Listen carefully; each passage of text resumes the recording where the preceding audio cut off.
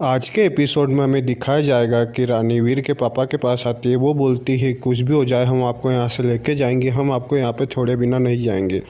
वो बहुत बोलता है कि तुम चले जाओ, तुम वीर के बारे में सोचो, अगर तुम यहाँ पे मरी गई तो वीर का क्या होगा।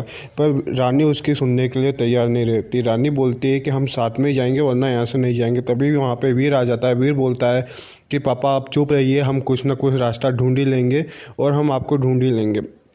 वीर रानी से बोलता है कि ये सारी घड़ियाँ आपस में कनेक्ट होगी, हमें ढूंढना पड़ेगा कि दूसरी घड़ी कौन सी है। तभी रानी को एक घड़ी दिखाई देती है जो बंद होती है। रानी बोलती है कि सारी घड़ी चालू है, बस यही बंद है।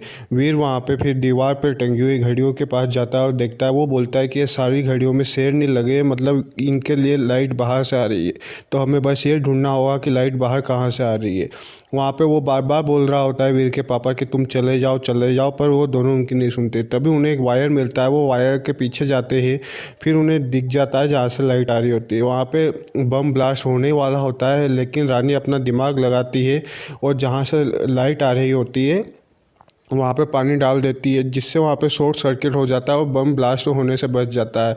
फिर वो दोनों वीर के पापा को छुड़ाते हैं और वहाँ से ले जाते। तभी हमें दिखाया जाता है कि विजया जो नया कैरेक्टर है वो राजमहल में आ गई है।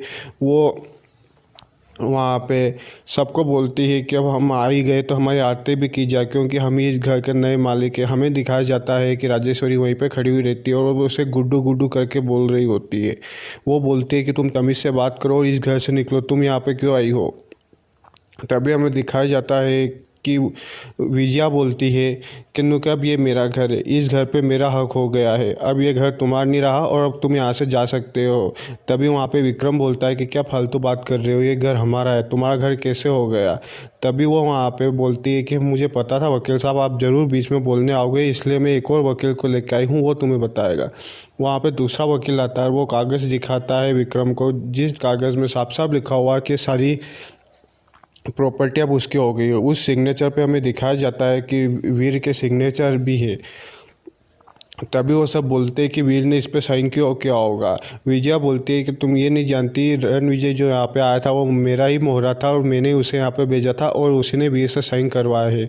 फिर हमें दिखाया जाता है कि हॉस्पिटल में वीर के पापा का इलाज चल रहा है। वहाँ पे रानी भी है। रानी को हाथ पे लग गई थी तो वीर उसे मलहम लगाता है और सॉरी बोलता है कि मेरे कारण आपकी लाइफ में पहले से बहुत सारी दिक्कतें आ गई है, अब मैं वादा करता हूँ कि आगे से कोई भी दिक्कत नहीं आएगी।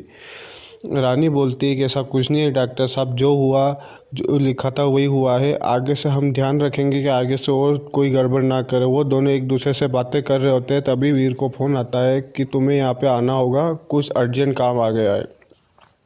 फिर हमें दिखाया जाता है कि राजेश्वरी पैकिंग कर रही होती है क्योंकि उन्हें घर छोड़ के जाना है। विजया उन पे वहाँ पे खड़ी खड़ी हंस रही होती है कि अब यहाँ से चले जाओ, अब तुम राजा रानी नहीं रहे। फिर हमें दिखाया जाता है कि वो घर से बाहर आते हैं। तभी वहाँ पे विजय आ जाता है। विजय बोलता है कि ये सब क्या हुआ, सब मेरी ही गलती है। वीर बोलता है कि ये सब मेरी गलती है, अगर मेरी गलती से सब हुआ है और हम बेघर हो गए। सब चुप रहते हैं। तभी बोलते हैं कि अब हमें यहाँ से जाना ही होगा। वो कार लेने के लिए जाने लगता है तो तभी एक नौकर आ जाता है। बोलता है कि अब तुम कार भी नहीं ले जा सकते क्योंकि कार भी अब मालकिन की है। और आज का एपिसोड ख़त्म हो जाता है।